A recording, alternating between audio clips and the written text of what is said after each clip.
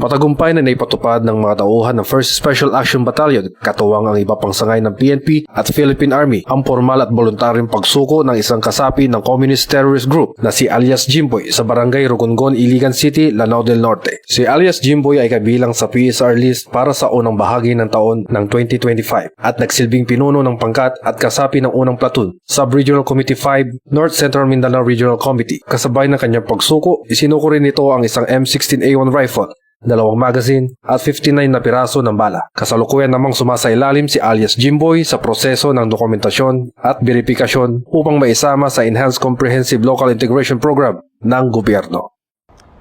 At mula dito sa headquarters sa Fort Santo Domingo, Santa Rosa City, Laguna, ang tahanan ng inyong tagaligtas.